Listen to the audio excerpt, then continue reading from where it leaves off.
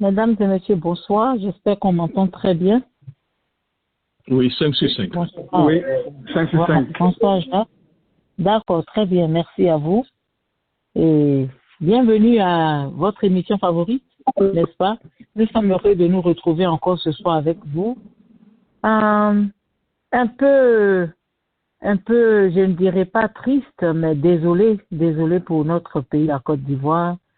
Un peu désolé pour tout ce que nous voyons dans ce pays.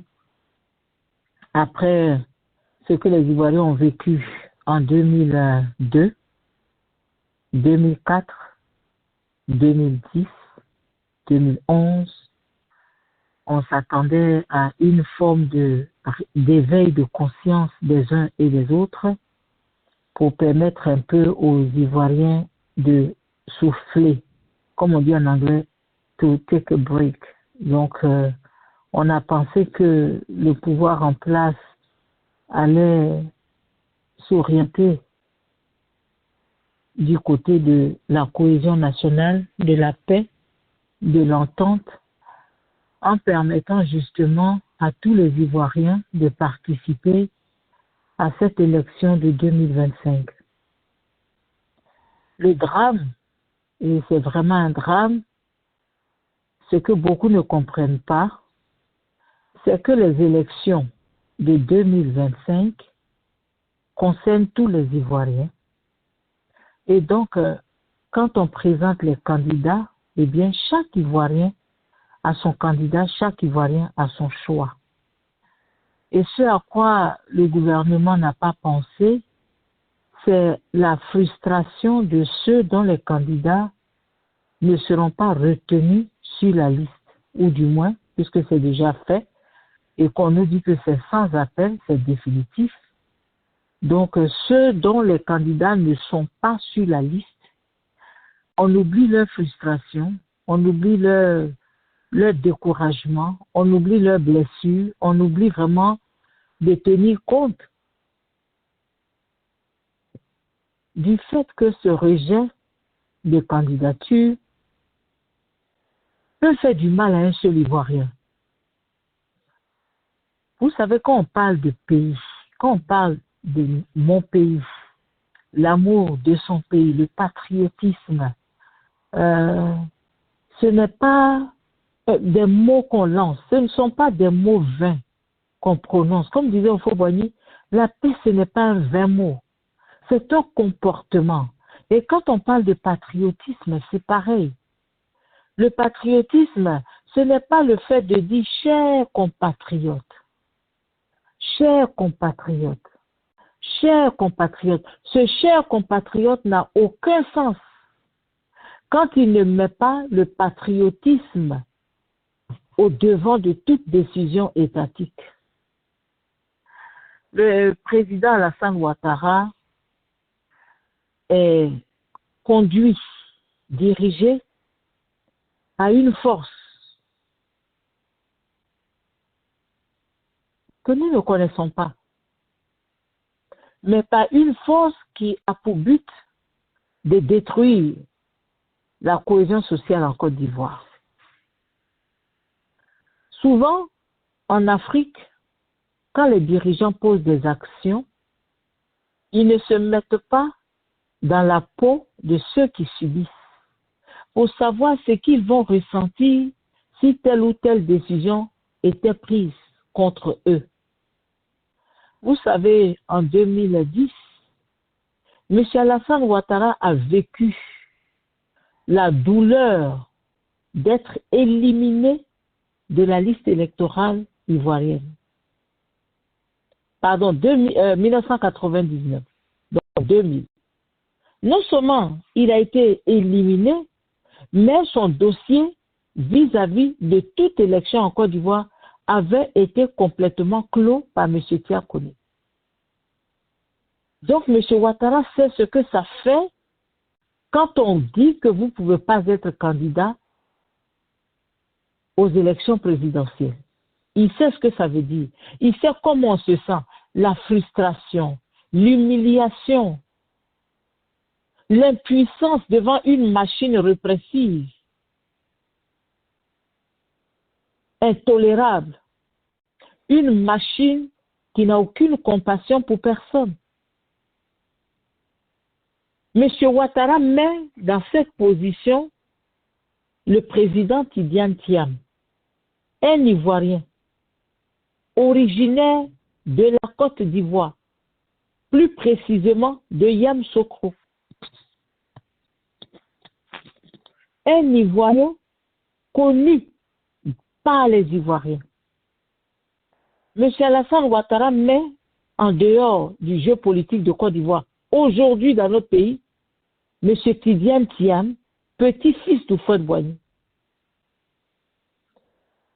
Et on est convaincu que les élections vont se passer dans la paix.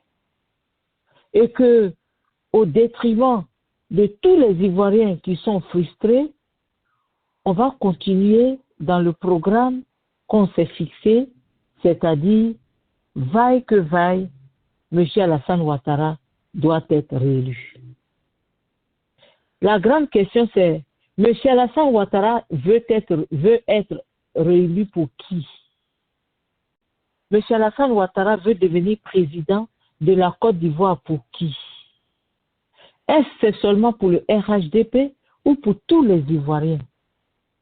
Alors, si on parle de tous les Ivoiriens, alors on parle des militants du PDCI-RDA, on parle aussi des militants du PPACI, on parle des militants du GPS, on parle des militants du FPI et des militants de toutes ces personnes qui ont été éliminées de la liste électorale. C'est un problème sérieux. M. Alassane Ouattara décide d'éliminer M. Laurent Gbagbo de la liste électorale. Ancien président de Côte d'Ivoire. Celui-là même qui a signé un document pour faire de Ouattara le président qu'il a aujourd'hui.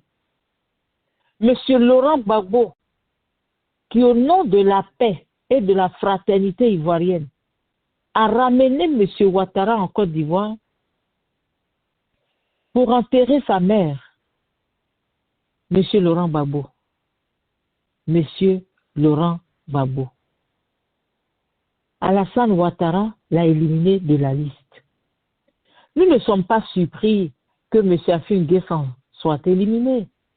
Nous ne sommes pas du tout surpris, puisque M. Afin Guessan doit le savoir maintenant, que quand on met sa main dans la même marmite que le RHDP, on ne doit plus jamais faire demi-tour, au risque de même perdre sa vie. Dieu merci, il est encore vivant, mais aujourd'hui, on le frappe par une loi qui n'existe nulle part. On le fait passer pour quelqu'un qui n'a pas droit aux élections en Côte d'Ivoire, et c'est dommage. La Côte d'Ivoire aujourd'hui est assise sur une marmite. Il n'y a pas longtemps, je disais comme ça qu'il n'y a pas d'homme en Côte d'Ivoire. Il n'y a pas d'homme en Côte d'Ivoire pour remettre les choses à leur place. Il n'y a pas quelqu'un pour faire tabula rasa. Et donc le RHDP et son président se permettent de frustrer une très grande partie des Ivoiriens pour confisquer le pouvoir d'État, et de toutes les façons, ils nous ont dit qu'ils sont là pour 50 ans encore. Il n'y a donc aucun homme en Côte d'Ivoire pour dire 50 ans, my foot. Il n'y a pas un Ivoirien pour dire we shall see or wait and see, comme on dit souvent chez les anglophones, wait and see. Qui vivra verra. Il n'y a aucun Ivoirien en Côte d'Ivoire qui soit frustré, tellement offusqué, qu'il puisse se lever pour dire assez, c'est assez. Les Ivoiriens subissent le diktat de M. Ouattara. Subissent la toute suprématie de M. Alassane Dramane Ouattara. et personne ne réagit. Les Ivoiriens ont peur de parler dans la rue parce qu'on a installé en Côte d'Ivoire une forme de guérilla qu'on appelle les encagoulés. Si vous parlez, ils vous enlèvent et personne ne sait où vous êtes. C'est-à-dire qu'il peut vous tuer, jeter votre cadavre au crocodile quelque part, creuser un trou quelque part, vous jeter fermé, sans aucune délimitation ni aucun marqueur, et personne ne saura jamais où vous avez été enterré. Ce soir, Analyse politique revient sur les 5 candidats retenus, mais surtout veut s'attarder sur les plus importants qui étaient rejetés par des manigances, des falsifications politiciennes effectuées par un conseil constitutionnel, je voulais dire un conseil constitué à la veille de la proclamation des résultats, où on nomme des gens qui sont préparés, à qui on a dit tu viens pour dire que X, Y et Z ne doivent pas être sur la liste. Et cela est fait. Chers Ivoiriens, vous savez, la dignité d'un peuple, c'est cela qui détermine la valeur de ce peuple. La capacité d'un peuple à dire non quand la dictature s'installe sur son territoire. La capacité d'un peuple à dire nous ne voulons pas de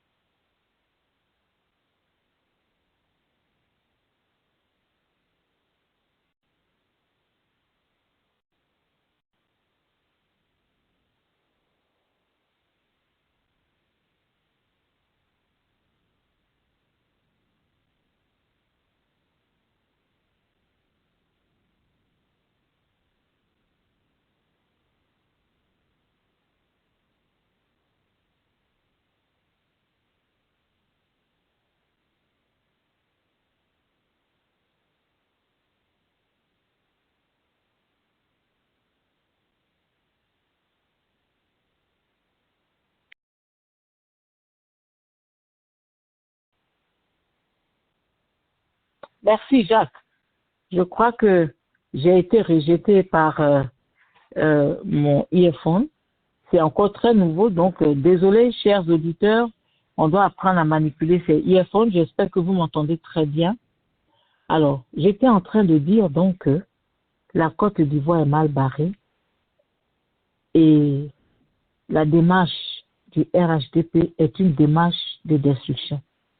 On ne donne pas de break aux Ivoiriens.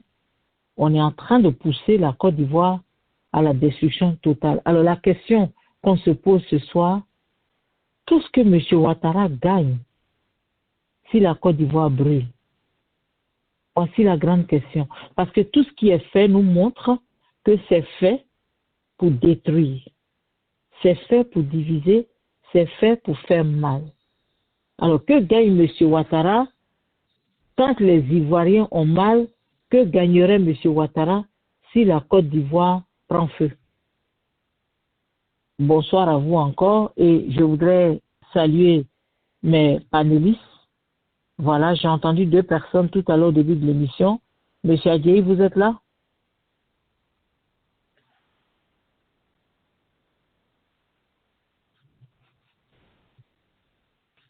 Est-ce que M. Adjaï est là? Est-ce que vous m'entendez?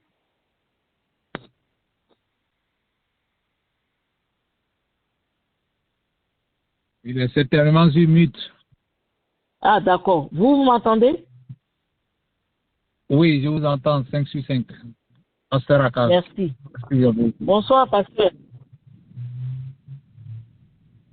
Bonsoir, si c'est ça. Bonsoir, voilà. Bonsoir, Alors, si c'est ça. oui, ça va. Oui, merci. Bonsoir, M. Adjei. Alors, voici la situation. La liste est sortie. Sur la liste, nous avons 5 personnes. Nous avons Madame Eve Simone qui est retenue. Nous avons sur la liste, nous avons Monsieur Awa Don Melo qui est retenu. Nous avons aussi sur cette liste-là, nous avons, on a l'impression qu'on est très attaqué aujourd'hui, M. Alassane Ouattara lui-même, qui est le président du RHDP. Nous avons M. Jean-Louis Billon, qui est proche du RHDP. Nous avons Mme Lagou Adjoua, présidente du groupement des partenaires politiques pour la paix. Bon, nous savons que tout ça là, ce sont des mises en scène et malheureusement les acteurs les plus importants aujourd'hui sont dehors. Pasteur Aka, je voudrais avoir vos impressions d'abord sur cette liste de 5 personnes. Il y avait 52 candidats, 47 ont été rejetés et 5 ont été retenus. Les plus importants parmi les 47, il y a M. Tidiane Thiam et le président Laurent Gbagbo. Vos impressions à chaud sur cette nouvelle liste de candidatures. Ben, encore une fois, merci à vous, merci à la radio, M. Jacques, et puis tous nos amis, tous les éditeurs. Bon, il y a, comme je l'ai dit, je crois, il y a 2 semaines de cela, il n'y a vraiment pas de surprise. Hein? Pas de surprise, oui. Il n'y a pas de surprise, que on s'attendait un peu à cette déchirure. Voilà. Sauf si un miracle pouvait se produire. Donc, pour ma part, le Conseil constitutionnel a démontré encore une fois que nous ne sommes pas dans un pays de droit. Parce que, hormis les candidatures du président Gbagbo, du président Thiam, autres, la candidature du président Ouattara devait être rejetée. Parce que c'est une candidature irrégulière sur le plan constitutionnel. Et ça, pour celui qui n'est jamais allé à l'école, sait que c'était le seul élément qui pouvait garantir la paix. Mais là, nous voyons un passage en force. Parce que quand vous regardez tous ceux qui ont été retenus, bon, ce sont des candidats valables, hein, Madame Simone, Awa Don Melo. Mais le problème, c'est quoi? C'est que le pouvoir a tellement préparé son plan que M. Ouattara, en dehors de Gbagbo et de Thiam, de Soro Guillaume, de Assalé, de Afin Guessan, pourra passer au premier tour. Ça, c'est ce qu'ils ont bien calculé. Vous voyez? Alors, donc je suis déçu. Mais en même temps, je me dis, mais on ne doit pas être surpris parce que ça fait depuis combien d'années? Qu'est-ce que l'opposition n'a pas réclamé? Qu'est-ce que les gens n'ont pas dit? Qu'est-ce que les gens n'ont pas fait? Le pouvoir est resté dans une logique. Et c'est dans cette logique-là que nous sommes. Donc ne soyons pas surpris. Maintenant, qu'est-ce qui va suivre? Qu'est-ce qui va arriver? Ben, c'est à chaque Ivoirien, à la population, de s'interroger et puis de répondre. C'est ce que je peux dire. de s'interroger et puis de répondre. Est-ce que vous pensez qu'on va assister à des réactions très, très épidémiques en Côte d'Ivoire dans les jours qui arrivent après cette publication? Oui, mais les réactions, ça, elles ne sont pas exclues. Pensez-vous que éliminer le président Gbagbo, ancien président, qui représente l'espoir de toute une nation, éliminer le président Thiam, qui dirige l'un des plus vieux partis de la Côte d'Ivoire, petit-fils du Fouet, éliminer le jeune Assalé Timoko, qui vient avec une redénomination, quelqu'un qui a élu député maire de sa région, éliminer Afin Guessan. Mais on ne va pas acclamer. On peut tout accepter. Mais ce qui se passe là, ça c'est ce qu'on appelle des flagrants délits. C'est-à-dire, c'est vis-à-vis. Il n'y a même pas un peu de tricherie même dedans. Parce que quand on vient comme argument pour dire que les parrainages n'ont pas été atteints, quand même, vérifions, envoyez les fiches de vérification, envoyez les fiches de rapport, donnez la possibilité aux gens de vérifier pour savoir si ce que le Conseil constitutionnel dit est vrai ou faux. Mais comme c'est le Conseil constitutionnel, on ne peut pas aller contre, on ne peut rien dire. Elle a tranché, que ce soit bonne ou mauvaise, chacun analyse et puis chacun prend ses décisions. Vous venez dire que le président Gbagbo n'a pas atteint les 1% de choses quand même. Un parti politique qui a près de 600 000, 700 000 choses adhérents. Est-ce qu'on peut croire à ça? Le Conseil constitutionnel est en train de nous dire ce que le pouvoir a décidé, c'est ce que nous appliquons. Que vous le voulez ou pas, faites ce que vous voulez. Point. Donc, les candidats qui ont été reconnus, bon, c'est normal qu'ils se réjouissent, hein, mais vous ne pouvez pas aller à une élection où il n'y a jamais eu d'audit sur la liste électorale, il n'y a jamais eu Madame Simone Gbagbo, elle n'a pas de représentant dans la CIE. Don Milo, il n'a pas de représentant dans la CIE. Dion, il n'a pas de représentant dans la CIE. Henriette Lago, bon, peut-être elle a un représentant dans la CIE. Après ça, là. Mais d'ailleurs, Pasteur Aka, ce sont des gens qui réclamaient justement qu'ils ne voulaient pas qu'il y ait des élections sans que cette liste-là ne fût révisée. Alors, qu'est-ce qui s'est passé pour que maintenant, ces personnes-là puissent se joindre justement au parti au pouvoir? Bon, maintenant, on va voir leur sincérité.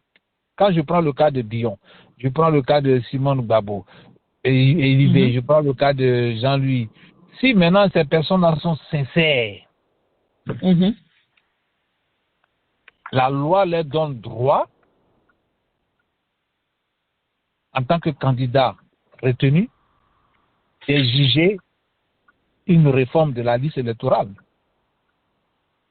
Et si vraiment c'est des candidats qui sont sincères, qui ne sont pas en train d'accompagner le pouvoir à son 4e mandat, et qu'ils veulent vraiment qu'il y ait une élection crédible, ces candidats-là peuvent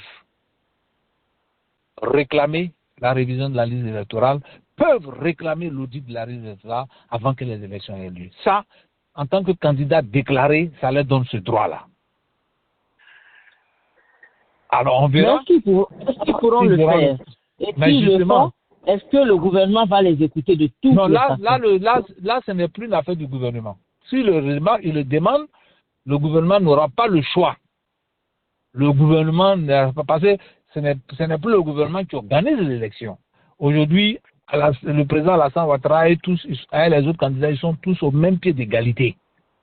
La campagne est ouverte. Non, mais vous n'oubliez pas que tous ceux qui ont été nommés et qui sont en train d'agir à la CEI et comme au Conseil constitutionnel, ce sont des gens qui sont proches du RHDP.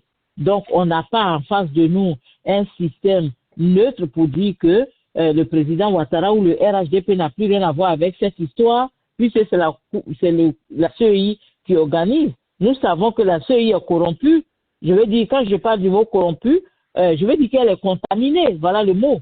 Donc, comment est-ce que voilà. Donc, comment est-ce que la CEI peut-elle donner une seule décision en faveur ceux qui écoutent, M. Agueyi, prenez note s'il vous plaît, parce que vous pourrez répondre à ça.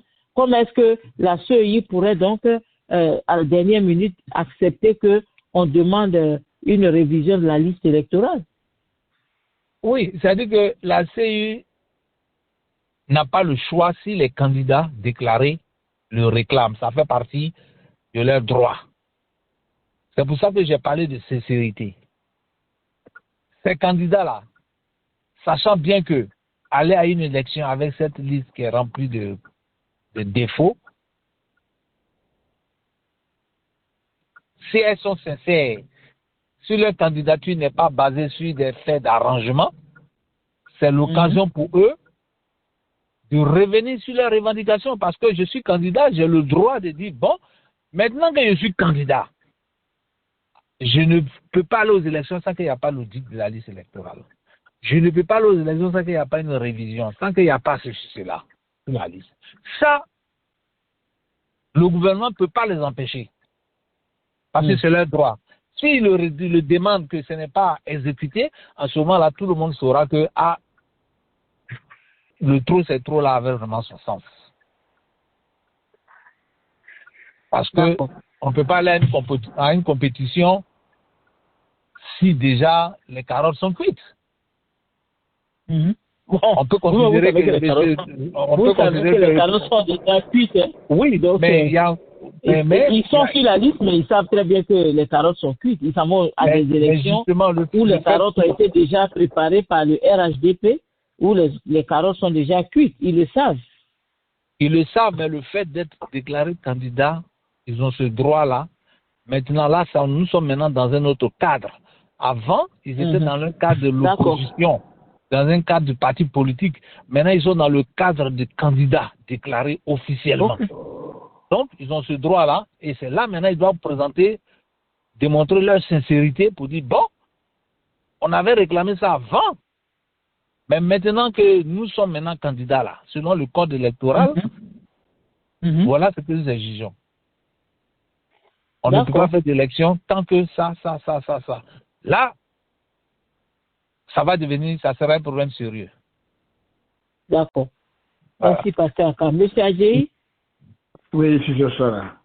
Oui, bonsoir. Je crois que Pasteur Aka a dû avoir un songe révélateur sur la Côte d'Ivoire parce que ce qu'il souhaite là, c'est un peu utopique pour ma part, mais bon, c'est la loi. Nous savons qu'en Côte d'Ivoire, il n'y a pas de loi. Allez-y pour votre réponse sur les différentes questions que j'ai posées à Pasteur Aka. La première, c'était vos impressions, n'est-ce pas? Et puis, allez-y. Si c'est ça, d'abord, bonsoir. Bonsoir, commandant. Bonsoir.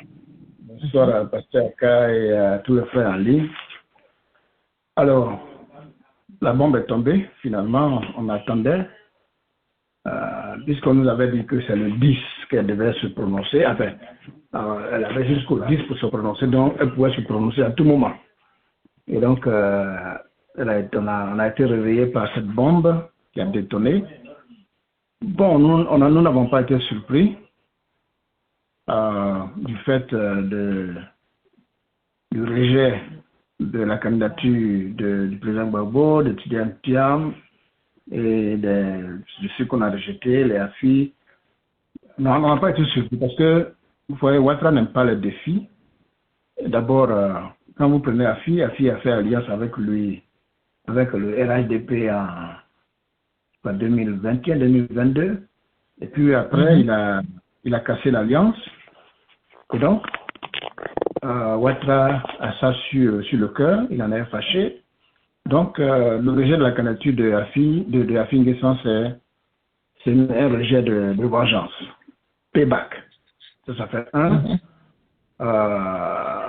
Asare Tchemoko, c'est celui-là même qui défie le RHDP avec les fraudes, les trafics d'influence, trafics de nationalité et autres. Donc, depuis un moment, il est dans leur rétroviseur. Ça, c'est le rejet. M. Toby, qui était le préfet d'Abidjan sous Ouattara qui a rendu sa démission. Ouattara ne peut pas lui tolérer cela. Donc, ce sont des rejets de vengeance. Nous, on ne s'attendait pas à un miracle, hein, que bon, du jour au lendemain, il va mettre leur nom sur la liste. Quand bien même l'Union africaine, l'ONU, tout ça, Ouattara, on l'a tellement pratiqué qu'on le connaît. C'est quelqu'un qui est imbu de sa personne. C'est quelqu'un qui ne respecte rien en dehors de sa personne et de son clan de RADP. C'est un hors-la-loi total. C'est-à-dire, voici quelqu'un qui en verse tous les jours, mais il ne connaît même pas la notion de la nation. Il ne sait même pas que la nation est fondée sur une constitution. Il ne sait pas. Mais donc, violer la constitution de manière flagrante, ça c'est la Ouattari, c'est son caractère. Donc, qui a voulu voler la présidente de la République de Côte d'Ivoire après la mort de Foubouani, un homme comme ça, c'est hors-la-loi totale. Et donc, on ne s'attendait pas à un miracle. Mon impression maintenant, bon, comme il nous a jeté la bombe, il attend maintenant la réaction des Ivoiriens, à bout de jouer. Sinon, moi, Ouattara, moi, je m'en fous de quelqu'un. Dialogue même, je n'en veux pas. Faites ce que vous voulez. Il n'y a pas de garçon en Côte d'Ivoire en dehors de moi. Donc, c'est aux Ivoiriens maintenant de jouer. S'ils veulent que leur constitution soit piétinée, c'est à eux de prendre leur responsabilité. Voilà mon impression. Alors, la question sur laquelle le pasteur Aka a chuté, il a aussi suggéré que les opposants étant, mais ceux qui sont retenus sur la liste ont le droit, selon la loi, de réclamer justement de nouvelles révisions de la liste électorale. Est-ce que vous pensez que ça, c'est faisable, c'est possible? Nous savons qu'en principe, hein, mais nous parlons de la réalité sur le terrain, M. Adjei. Oui, je dis en principe parce que c'est comme ça que nous voyons les choses, mais la réalité sur le terrain est complètement toute autre chose. En principe, les candidats retenus, s'ils avaient été retenus sur la base de la qualification, si les autres n'avaient pas été rejetés sur la base de la haine et de la cupidité, ceux qui étaient retenus se seraient mis ensemble pour dire, bon, maintenant que nous avons la voix, alors voilà maintenant nos revendications. Ça, c'est en principe. Mais à l'allure où vont les choses, aujourd'hui, c'est tombé, mais demain, les valises d'argent vont circuler pour fermer la bouche de ceux qui sont retenus. Ça, Ouattara est capable de le faire, et je ne sais pas à l'heure actuelle quel Ivoirien, quel que soit comment on appelle ça, sa résilience ou bien son caractère, va refuser une valise de 2 milliards. Je ne pense pas. Vous pensez que Mme Simone Gbagbo va prendre l'argent, M. Afim, nous on sait que lui il peut, mais est-ce que vous pensez que Simone Gbagbo va accepter de se faire acheter, mais M. Awa Domelo, ça se fait acheter? Vous pensez vraiment? Bon, les gens ne vont pas réfléchir dans le sens d'être achetés. Ils vont dire c'est l'argent du pays, l'argent de Côte d'Ivoire. Gbagbo nous a dit, quand on vous donne l'argent, prenez. Je prends, c'est l'argent de mon pays. Voilà. En 2020, beaucoup avaient pris 100 millions. C'est pas allé quelque part. Donc, tu sais, Sarah, money is the root of all evil. Il y a des gens qui peuvent vendre leur père, leur mère, leur frère, soeur pour de l'argent. C'est ça le danger que nous courons aujourd'hui à Côte d'Ivoire. Donc, alors, je voudrais commencer. Oui, je voudrais commencer. Donc, je ne sais pas s'il y a quelqu'un d'autre qui voudrait intervenir rapidement avant que je passe à la prochaine section. Pourquoi on parle un peu de certains candidats? Voilà. S'il n'y a personne, je ne parle pas de passer à cas, je suis avec M. Adjei. Je voudrais parler un peu de M. Awa Domelo, M. Adjei. Vous le connaissez bien, vous l'avez pratiqué. Est-ce que vous pensez que M. Awa Domelo n'est pas le plan B déguisé du PPACI? Parce que vous savez, les politiciens sont très dangereux. Les politiciens sont dangereux, ils sont capables de vous faire croire ce que vous voulez. Et donc, quand Awa Domelo sort et qu'il est candidat, eh bien, on sait que le PACI a dit que eux, leur seul candidat, c'est Babo Laurent. Donc, pour que quelqu'un d'autre puisse sortir et se mettre sur la liste, la personne doit être contre M. Laurent Gbagbo.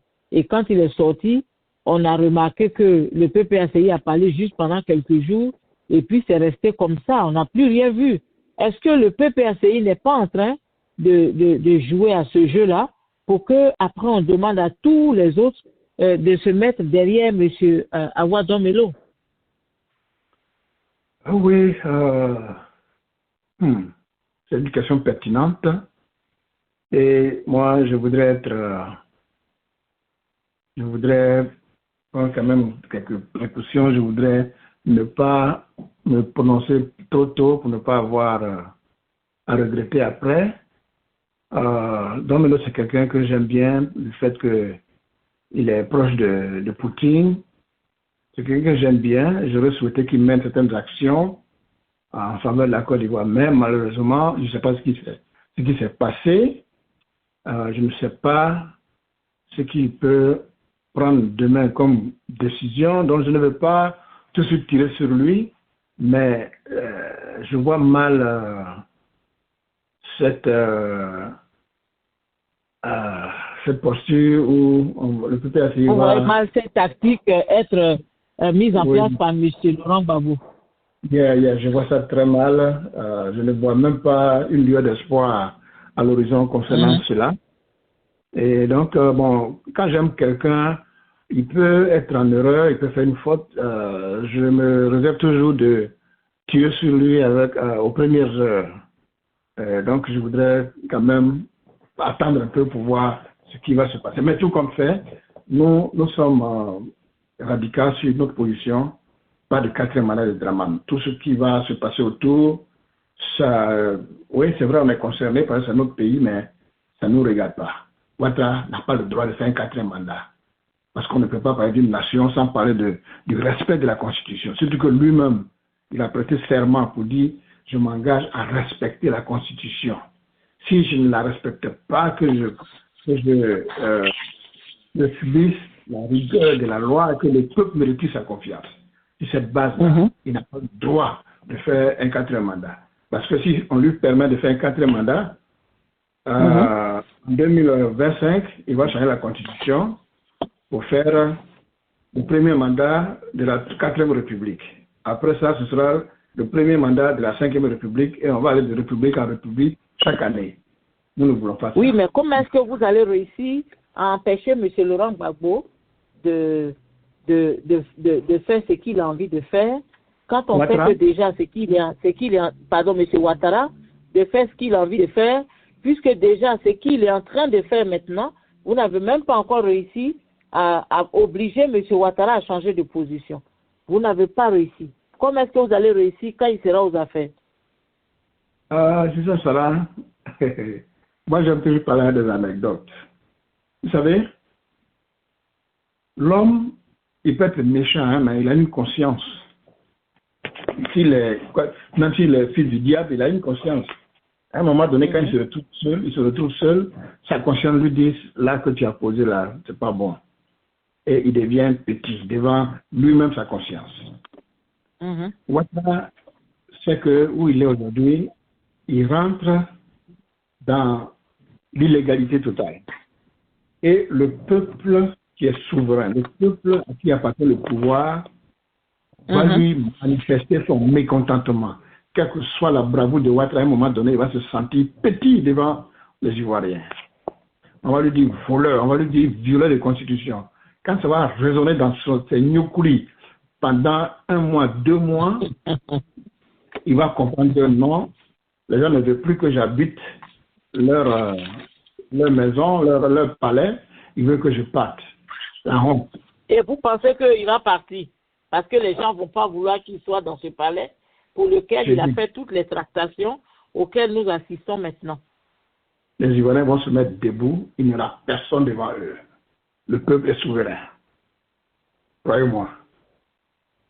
D'accord. Pasteur Aka, votre point là-dessus? Oui, il faut dire que c'est vrai que les candidatures de Awa Domelo, là, bon, vu son profil, c'est une candidature sérieuse, mais nous sommes dans un environnement où il ne faut pas rêver. Si le système électoral était crédible, le président Ouattara ne peut pas battre Awa Domelo. Avec le soutien du PPACI, le soutien du PDCI, le président Ouattara ne peut pas battre Awa Domelo. Le président Ouattara ne peut pas battre Bion. Le président Ouattara ne peut pas battre Mme Simone. Mais c'est parce que nous ne sommes pas dans un système normal qu'il ne faut pas se réjouir pour prendre le risque pour dire qu'on peut gagner. Parce que c'est cette façon de vouloir espérer le dialogue, espérer la révision de la liste électorale, espérer l'audit, espérer. Depuis combien d'années le pouvoir espère. Cette espérance-là n'a jamais eu lieu. Donc ce n'est pas maintenant où le président Ouattara est à un pas de confirmer sa réélection ou de confirmer son 4e mandat qui va venir faire la passe à ceux-là. Parce qu'il était convaincu que une confrontation avec le président Gbagbo ou avec Tidiane Thiam, ça allait être difficile vu la popularité que ces deux candidats-là reflètent. Donc, il faut choisir des gens qui sont dans une balance, qui ne sont pas catégoriques, qui ne sont pas déterminés, qui ne sont pas fermes, des gens qui peuvent céder facilement, des gens qui malgré leur intelligence, sont pas prêts à aller à une confrontation, qui sont prêts à accepter même le mal, à accepter même le pire, et prendre leur téléphone demain pour appeler le président Ouattara et puis le féliciter. Donc c'est ce choix-là qui a été fait. Dans un prétendu de paix. Mais si c'était comme on était dans un système où on sait que la commission électorale est crédible, la liste électorale est crédible, de la manière dont la Cour constitutionnelle est crédible, de la manière dont on a vu au Sénégal, le président Ouattara ne peut pas gagner ni Mme Gbagbo, ni Jean-Luc Bion, ni Awa Domelo. Il ne peut pas les gagner, il ne peut pas les battre. Il ne peut pas. À l'heure actuelle, là, en Côte d'Ivoire, avec toutes les promesses qu'il a faites, qu'il n'a pas tenues là, il ne peut pas. Il ne peut pas. Mais il a construit des ponts et des stades. Hein? Oh bon, ça, n'importe qui vient au pouvoir peut construire des ponts et des stades. Il ne peut pas. Non seulement sa candidature est douteuse, elle est remplie de problèmes, non seulement lui-même les promesses, les propos, beaucoup de paroles dites, il n'a pas respecté. Donc il est fragilisé sur le plan de la crédibilité, il est fragilisé, il peut avoir toutes les compétences, mais il est fragilisé. Vous voyez? Alors, quelqu'un qui est fragilisé, aller devant des dinosaures pour compétir, mais il perd d'avance. Donc il fallait bien réfléchir, il fallait bien analyser. Le président Ouattara ne peut pas battre Afin Guessan dans une élection normale. Il ne peut pas battre Awa Domelo dans une élection normale. C'est pour ça que j'ai dit dans ma première intervention que ces candidats-là, si vraiment c'est des candidats qui aiment la Côte d'Ivoire, qui veulent vraiment une alternance, c'est leur droit de réclamer au moment où leur candidature a été validée, la révision de la liste électorale, l'audit de la liste électorale, que réviser que les conditions, le découpage électoral, que certaines choses soient révisées. Ça, c'est leur droit. Mais s'ils ne le font pas, Il n'y a pas de miracle. Sinon, c'est des intellectuels. Awadom est intellectuel. Madame Simone, elle est intellectuelle. Elle a de l'expérience. Oui, mais quand je parle de M. Awadom Melo, pasteur Aka, j'ai posé la question de savoir si il n'est pas le plan B déguisé du PPACI. Non, il peut pas. Il s'est fait plan B.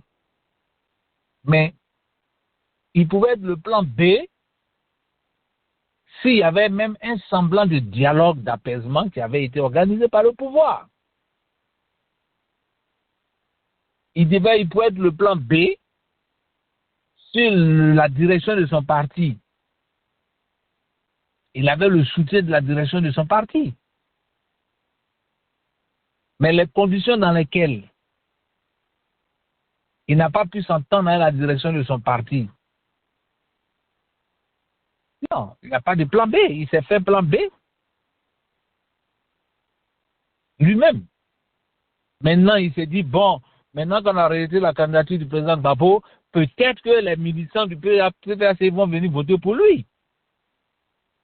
Oh, moi je ne vois pas ça comme ça. Hein?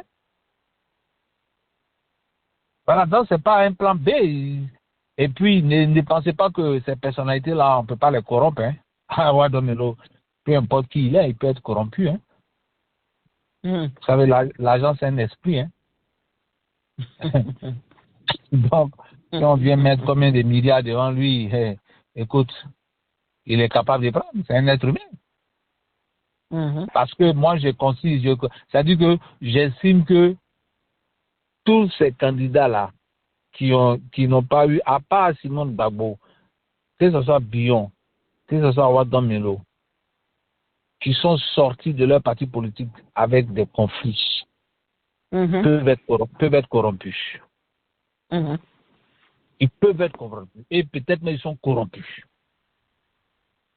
Ils ont déjà des promesses. Parce que si c'était des gens intègres, si c'était des gens qui aimaient leur parti, qui aimaient la Côte d'Ivoire, qui veulent vraiment diriger la Côte d'Ivoire, il faut suivre le mot d'ordre du parti. Peu importe que le mot d'ordre soit bon ou mauvais, la discipline interne, là, le respect interne, là, c'est pas de vénérer une autre personne, mais c'est rester uni, c'est rester fort. Le parti a décidé, nous restons forts jusqu'au dernier jour.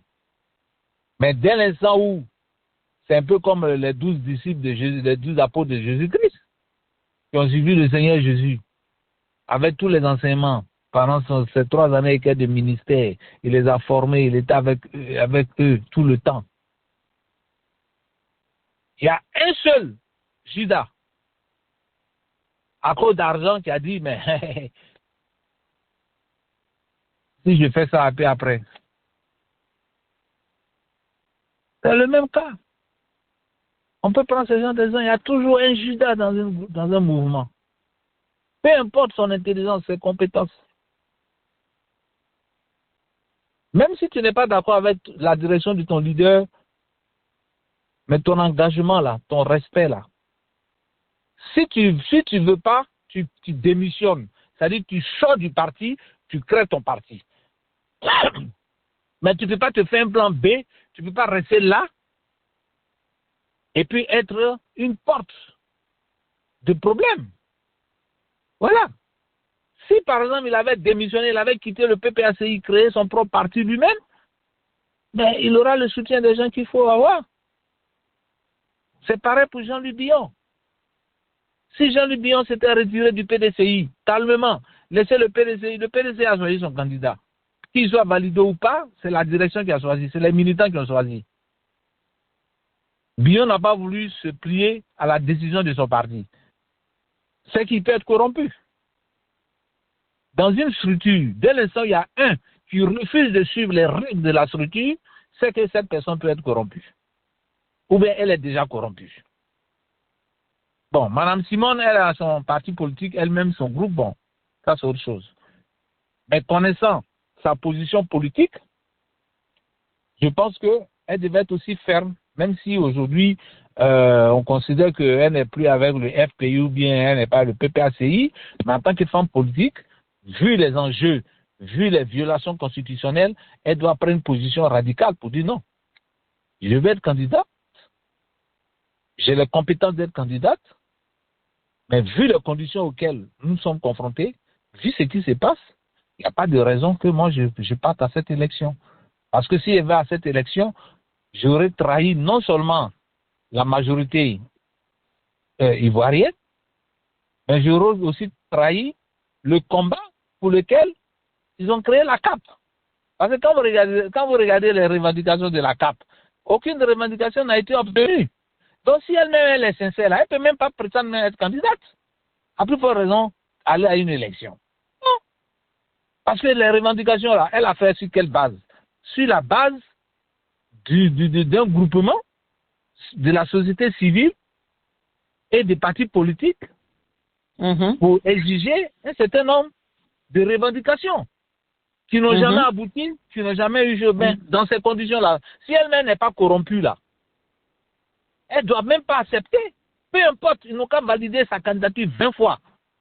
Mais le fait même déjà à la base, vous avez posé des problèmes. Vous avez fait des revendications qui sont justes, qui sont de droit. Le pouvoir en place, la commission électorale dit non pas bouger, non.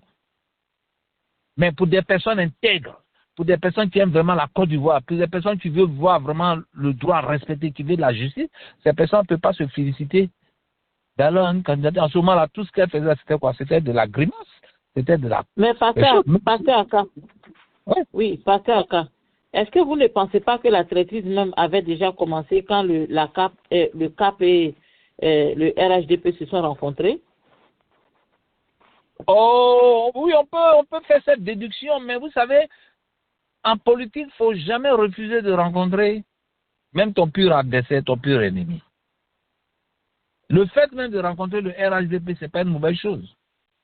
Si le RHDP demande à rencontrer le PPACI, le président Gbagbo ne refusera pas de le rencontrer. Les rencontres ne sont pas mauvaises. On fait des rencontres dans l'espérance d'obtenir une solution, qu'elle soit bonne ou mauvaise, dans nos revendications. Est-ce que vous voyez? Mais comme je le dis, selon mon analyse, le fait même que la CAP a été créée avec la société civile pour porter, pour amener pour des revendications, et que ces revendications-là sont restées sans solution, sans même proposition, sans même discussion, elle, en tant que porte-parole de la CAP, je ne sais pas ce qu'elle va chercher dans une élection qui est déjà conflictuelle. Pour moi, si elle se donne de la valeur, elle ne doit pas aller à cette élection. Parce que, en ce moment-là, le combat qu'elle a fait là, c'était pourquoi alors? C'était pour venir se réjouir parce qu'on a accepté sa candidature. Il ne faut pas se foutre des gens. Non, il ne faut pas se foutre des gens. Moi, je pense qu'elle se fout, de nous, elle se fout des électeurs. Nous l'aimons bien. Mais pour moi, c'est une moquerie, là. Ça, c'est de la comédie. Je ne veux pas une élection qui n'est pas... Voilà, donc, c'est pour vous dire que pour moi, elle joue la comédie. Ok. On n'est pas sincère. Monsieur Adjei, votre opinion sur la candidature de Mme Eivé? Notre chère maman, qu'on aime bien. Je peux parler un peu rapidement avant que M. Adjei parte. Oui, d'accord, allez-y, bonsoir. Okay. Bonsoir, bonsoir tout le monde. Bon retour. Quelque chose. Oui. Bien sûr. Ils ont accepté sa candidature. Qu'est-ce qu'elle a dit? Qu'est-ce qu'elle a déclaré? Est-ce qu'elle a fait une déclaration? Elle dit que la Constitution a fait un bon travail. Non, la Cour constitutionnelle a fait un bon travail. Ok, bien. Bon, voici.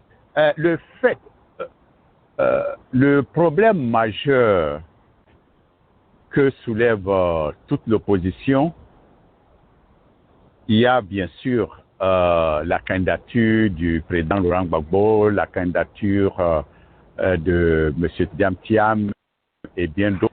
Et le problème que je considère majeur, c'est comment s'appelle le processus électoral. Tout le monde a déposé sa candidature parce que M. Draman, avec toutes les pressions, peut à tout moment céder. Donc, si vous n'avez pas déposé votre candidature en ce moment-là, dans la période, si par exemple aujourd'hui M. Draman décide pour dire, bon, écoutez, hein, tout le monde est candidat, à titre exceptionnel, parce que la Constitution ivoirienne lui donne ce droit-là. Même si ce n'est pas exactement l'article 48, mais il y a un autre article aussi constitutionnel qui lui donne ce droit. Donc, si il fait ceci, il donne, il ouvre cet éventail-là, celui qui n'a pas déposé la candidature, il est considéré fort clos. Donc, déposer la candidature n'est pas une mauvaise chose. Maintenant, le plus important, c'est le chapitre, le processus électoral. Est-ce que ce processus électoral qui est là garantit une clarté électorale, une transparence électorale, et que le vrai gagnant aura gagné? C'est là le problème. Alors, je donne par exemple un exemple. D'ici 2 ou 3 semaines, c'est-à-dire on est en octobre, M. Paet Draman sera ici bientôt, la semaine prochaine, pour les assemblées générales de l'ONU. J'ai appris qu'il sera là. Bien. Si après ça, ou bien quoi, ou bien même avant de venir, il dit, bon, la Cour constitutionnelle a dit le droit, il se félicite, comme Mme Yves vient de le faire, Simone vient de le faire, il a dit le droit, malgré tous les reproches qu'on reprochait. Et il dit, bon, écoute, je prends le décret, l'article tant de la Constitution, pour permettre à tout le monde d'être candidat. Surtout Gbagbo, Afi, les 5 qui ont été repêchés. Les 5 qui ont été rejetés. Bon, il y en a plusieurs autres, ils sont 60 qui ont déposé candidature, il reste 3. Il reste, comment ça s'appelle, les 5, il reste les quelques-uns là que nous tous nous connaissons. Alors, s'il prend ce décret pour que Thiam, Gbagbo et autres soient candidats, que va-t-il se passer? Parce que là, maintenant, il nous reste peut-être 1 mois ou bien moins de 1 mois pour aller aux élections du 25 octobre. On fait quoi? On va aux élections ou on ne va pas? Voici le problème. Quand on voit la procédure et que certains, par exemple, le PPACI, n'a pas pu obtenir, d'après eux, n'a pas pu obtenir, n'a pas fait le plein de, comment ils appellent là, comment ils appellent le parrainage. Mme Gbagbo a fait le plein du parrainage. Henriette Lagou a fait le plein du parrainage.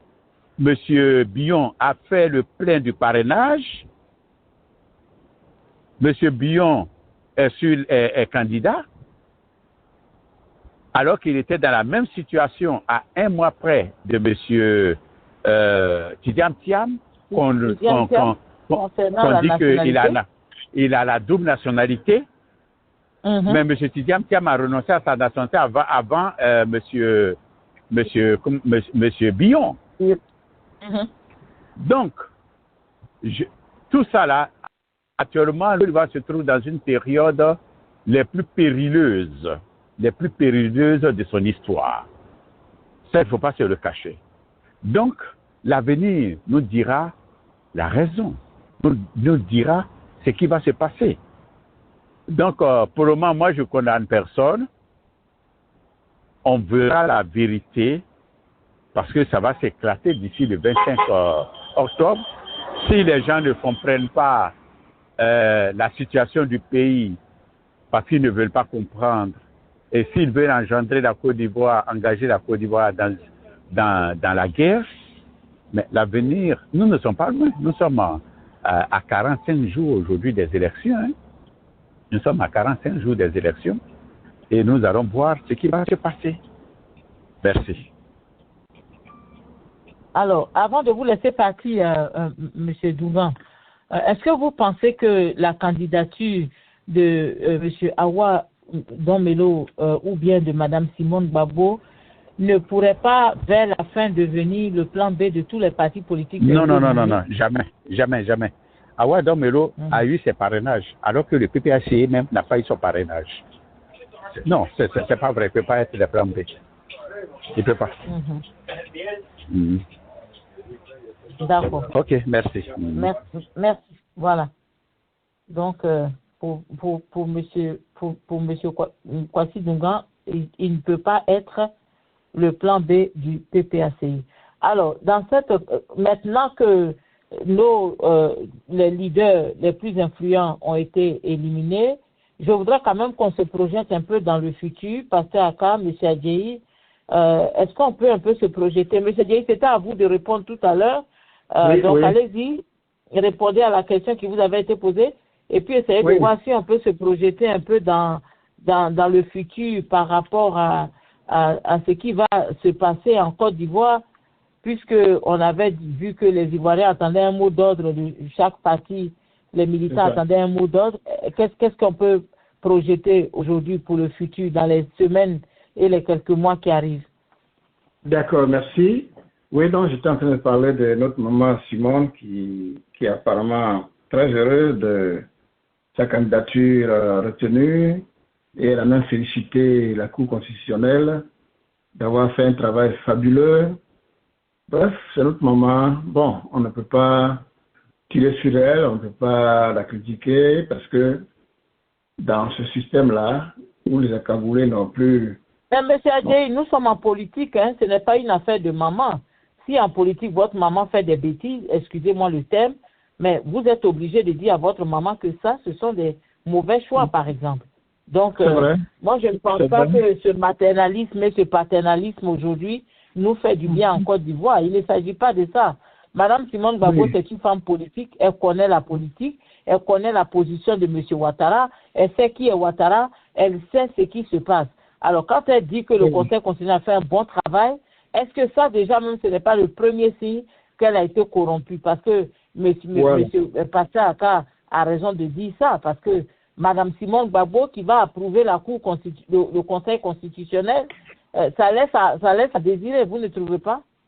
Si, ça laisse à désirer. C'est pourquoi j'avais parlé de l'argent qui va circuler au lendemain de l'annonce des candidatures. Mais je suis sur ma position de ne pas tirer sur Simone, parce qu'elle est fatiguée, hein. Elle est fatiguée avec ce qu'elle a vécu pour la Côte d'Ivoire, on ne l'a pas honorée, elle est fatiguée, donc je ne rentrerai pas dans ça, parce que je suis l'une des personnes qui a écrit pour dénoncer sa maltraitance. Donc je ne peux pas tirer sur elle. Pourquoi? Parce que j'ai une position. Donc en fait, vous avez pitié d'elle, donc vous ne pouvez pas critiquer ce qu'elle fait, même si ce n'est pas approprié pour la Côte d'Ivoire. Non, c'est parce que j'ai une position claire et ma position est irrévocable. Pas de 4e mandat. Donc tout ce qu'elle va faire, tout ce qu'elle va dire, ça ne m'intéresse pas. C'est pour ça que je me garde de tirer sur elle. Elle est libre de dire ce qu'elle veut. Ça ne nous regarde pas aujourd'hui. Tout ce que nous savons, Draman n'a pas le droit de faire un 4e mandat en Côte d'Ivoire.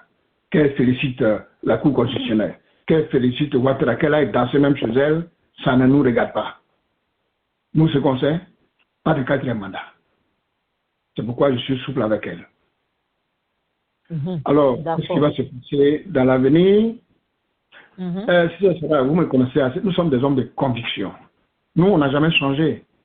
Depuis le premier jour, en 2011, où Ouattara a pris le pouvoir jusqu'aujourd'hui, nous n'avons pas changé de logiciel. Donc, on n'est pas intimidé par ce que les uns les autres vont dire. Bref, ce qui va se passer, c'est que Ouattara vient d'ouvrir la boîte de Pandore. Il a ouvert sa porte, toutes ses fenêtres, pour dire, c'est moi le brave tiers, celui qui est garçon. Il n'a qu'à faire ce qu'il veut. Le message est clair, on a compris. Dire qu'il n'y a pas de garçon en Côte d'Ivoire, c'est trop dit. Il y a garçon en Côte d'Ivoire. Mais c'est une question de temps. Vous voyez? Et donc, nous savons une chose, nous sommes à la Côte d'Ivoire à la croisée des chemins. Nous devons reprendre notre pays. Donc, nous avons les yeux fermés, les oreilles fermées. La seule voix que nous allons entendre, c'est du Front commun, c'est du président Laurent Gbagbo, c'est du président Thiam. Et puis nous, on va avancer comme des aveugles. C'est tout. Et j'ai fini. Merci. Alors, Pasteur Aka, M. Adjei dit il a fini. Alors, Pasteur Aka, je sais qu'on s'en va vers la fin de cette émission. Ça passe tellement vite parce que quand vous êtes là, vous êtes tellement éloquent et intéressant que vers la fin, on ne se rend même pas compte que la montre a tourné. Voilà. Et ça fait plaisir. Alors, passez à votre projection dans le futur, dans les mois à venir, dans les semaines à venir, l'opposition, le pouvoir, comment ça va se passer? À votre avis, qu'est-ce qui peut arriver? Non, ce qui va arriver, c'est un désordre total. Ça, il ne faut pas se cacher. C'est vrai que le pouvoir va prendre des dispositions, mettre la police, l'armée au dehors et tout. Mais vous voyez, c'est que la population a trop souffert pendant 15 ans avec les déguerpis, les arrestations, les crimes, et ce qui vient de encore empirer l'arrestation du jeune Segui. Et aujourd'hui, voilà notre frère qui est en exil. Vous savez, il y a eu trop de méchanceté. Le pouvoir ne pose aucun acte d'apaisement, ne pose aucun acte même de soulagement, ne pose aucun acte même pour dire, écoutez, il y a ceci, cela, on peut toujours s'entendre, on peut toujours trouver des solutions. Donc, la population en a marre, les gens en ont marre, même si c'est 10 personnes. Ces 10 personnes vont réagir. Voilà, ils vont exprimer vraiment leur mécontentement et puis bon, ce qui va suivre, Il ne faut pas s'entendre à ce que les gens vont venir acclamer des choses. C'est vrai qu'ils vont mettre des policiers au dehors, les machins, mais la population aujourd'hui n'est pas effrayée par tout ça. Hein. Ce n'est pas ce qu'on souhaite. Ce n'est pas ce que nous souhaitons. Mais qu'est-ce que vous voulez? Tout.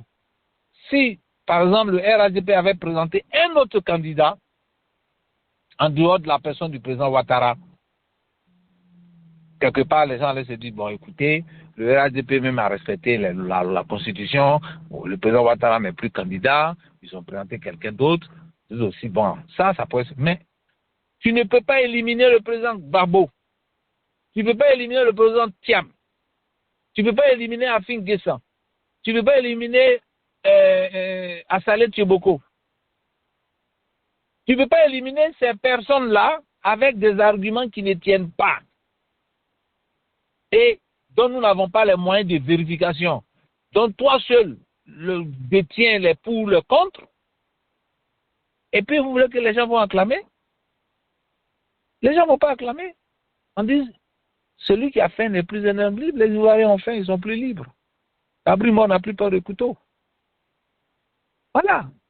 C'est un challenge qu'ils ont lancé et ils sont préparés. Ce qui va se passer si la pression est forte, ils vont céder. Mais si la pression n'est pas forte, ben ils font leur passage en force. Voilà, c'est un jeu de dés qui est lancé. Voilà, bon. Et puis, il faut dire aussi qu'il y a l'enjeu, la Côte d'Ivoire, pour conclure, il y a aussi l'enjeu international. Hein. Vous savez, nous sommes dans un système mondial. Parce qu'aujourd'hui, la France, quand on le veut ou pas, la France aussi n'est pas stable, a des problèmes là-bas, mais la France, aujourd'hui, qui a perdu les pays de l'AES, la France préférerait avoir un handicapé en Côte d'Ivoire qu'elle peut toujours contrôler, qui peut toujours travailler pour ses intérêts, que de perdre la Côte d'Ivoire avec un vrai patriote qui est prêt à sortir de la CEDEAO, qui est prêt à rejoindre l'AES, qui est prêt à dire aux Français rentrez chez vous. Mais attendez, la France est en train de jouer une carte très, très, très, très difficile avec la Côte d'Ivoire. Donc, ça aussi, ça compte. Ça compte énormément. C'est les Ivoiriens qui doivent apprécier. C'est notre responsabilité d'apprécier. Donc, en dehors des candidatures, excusez-moi, éliminées ou acceptées, c'est l'enjeu qui est là. Nous sommes en face de la France aujourd'hui. Parce que si la Côte d'Ivoire échappe à la France, c'est toute la sous-région qui va échapper à la France. Donc, la France joue aussi son jeu, sa carte de survivre. Voilà. Donc, souhaitons que la volonté de Dieu soit faite. mais que les Ivoiriens eux-mêmes apprécient. Si nous voulons continuer avec le pouvoir qui est là, on va continuer. On va rester calmement, on va rien dire. Mais si nous pensons qu'il est temps d'aller au changement, nous prenons notre responsabilité parce que le pouvoir est au peuple. Voilà. Merci, Pasteur Aka. Merci pour cette projection. Nous espérons que le pouvoir, le peuple ivoirien va vraiment prendre conscience et puis se réveiller afin de convaincre et d'obliger ce pouvoir qui est en place à changer de position et à relancer tout le jeu électoral en Côte d'Ivoire. Alors, avant de finir, je voudrais quand même vraiment exprimer. Moi, je suis désolé, hein. Je vous dis honnêtement, ce soir, je suis très, très désolé. Je ne veux pas utiliser les termes comme abattu ou bien découragé parce que rien qui soit encore fait. C'est juste une décision faite par M. Ouattara et son clan. Et nous savons que les choses peuvent changer à tout moment. On est sur la terre des hommes, tout peut arriver tant qu'on n'a pas fini les élections. Et même si on finissait les élections, cela ne garantira jamais que M. Ouattara va rester au pouvoir jusqu'en 2030. Donc, notre souhait vraiment, c'est que la Côte d'Ivoire ne souffre pas. Alors, monsieur Adjei, je viens vers vous et puis ce sera certainement... Non, s'il vous plaît, non, je peux... Ah, vous êtes là, vous êtes revenu? Oui, je suis là. Oui, allez-y, il n'y a pas de problème. Oui, je vous remercie. Ce que je veux dire, c'est que cette décision ne m'a absolument rien dit. Il fallait s'y attendre. Ça m'a absolument rien dit. Et vous avez évoqué un problème très important. Ne vous abattez pas. C'est une décision nulle et non avenue. Et Pasteur Aka a dit une chose très importante.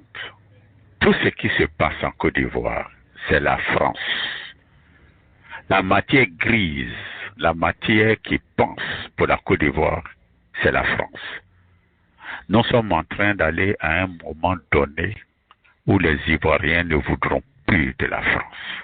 C'est-à-dire la France est en train de creuser son propre tombeau en Côte d'Ivoire.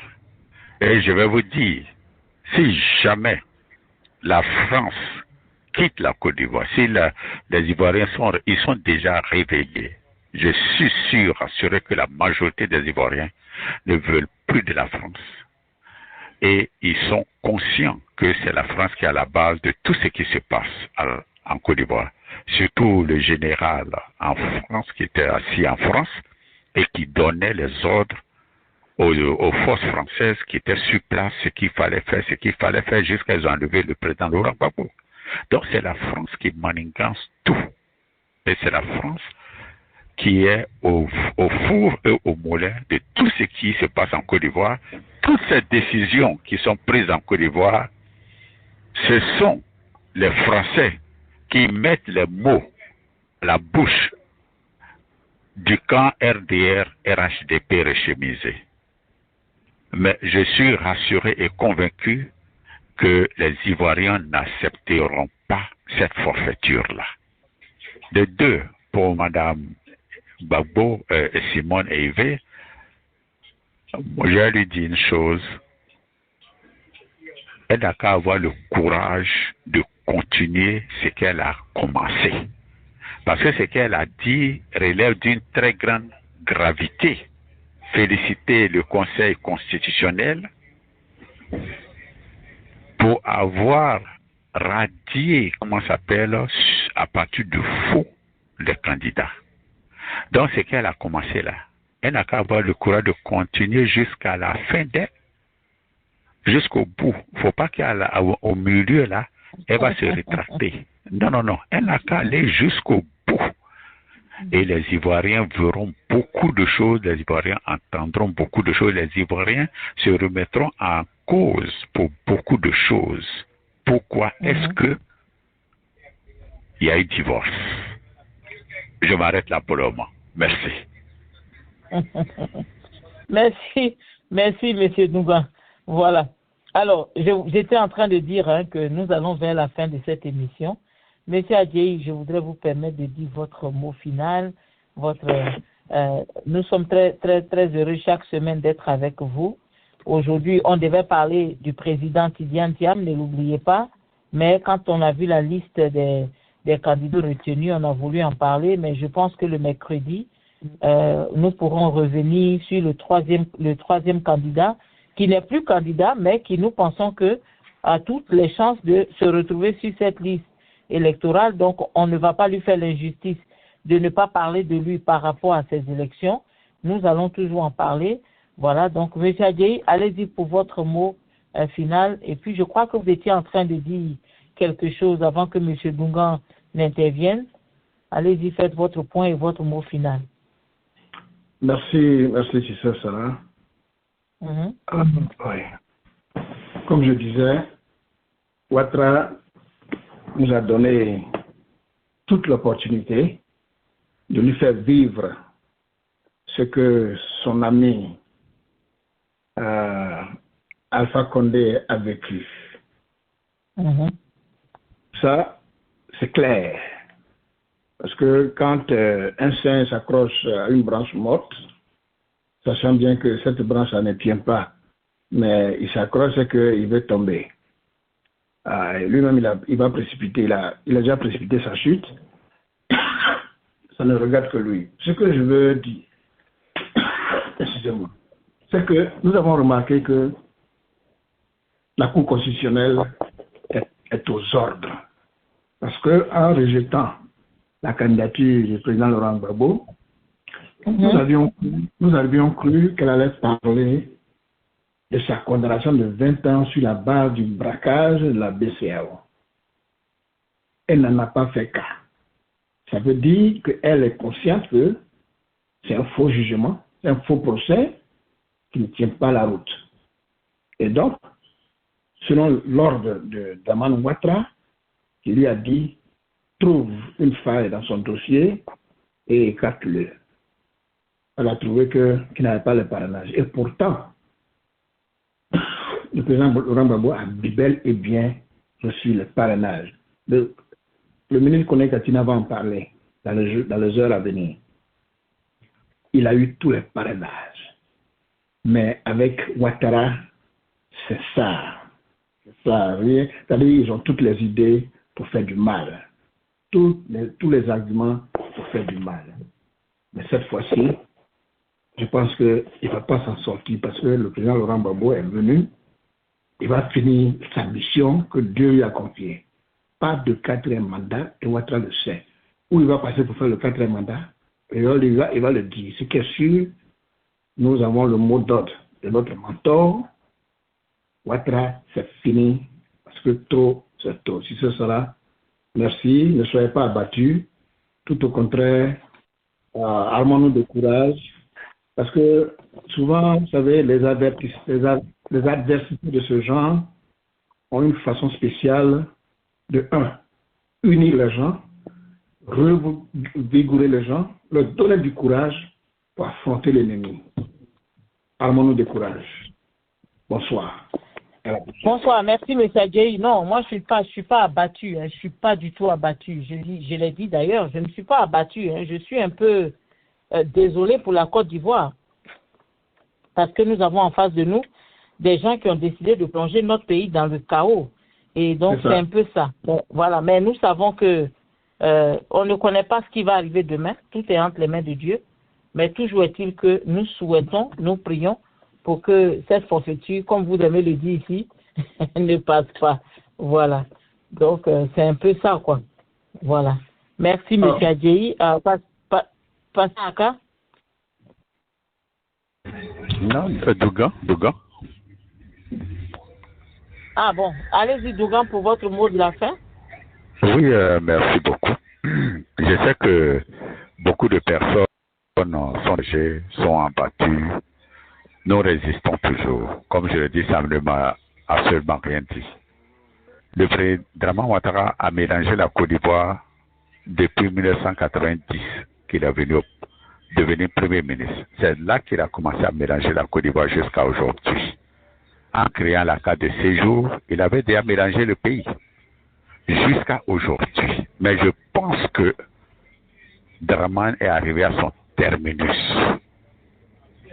Il n'a jamais vu les Ivoiriens. Les Ivoiriens vont le déboulonner une bonne fois pour toutes. C'est ce qu'il attend. C'est ce qu'il attend. Et c'est ce qui va se passer. Chers frères Ivoiriens, il n'y aura pas d'élection le 25 octobre. Il n'y aura pas d'élection le 25 octobre. Il faut se méfier des Ivoiriens. Il faut se méfier des Ivoiriens. C'est, comment ça s'appelle, c'est encagoulé, il a bloqué l'armée entière. C'est tout ça là. Ça n'effraie plus les Ivoiriens. Ça n'effraie plus les Ivoiriens. Si Draman dit les garçons, il n'a qu'à donner l'ordre pour tirer sur les Ivoiriens. Et on va voir ce qui va lui arriver. Non. Donc, les Ivoiriens, je suis convaincu qu'ils n'accepteront plus cette énième forfaiture de Draman Ouattara. Ils n'accepteront pas. Donc, restons courageux.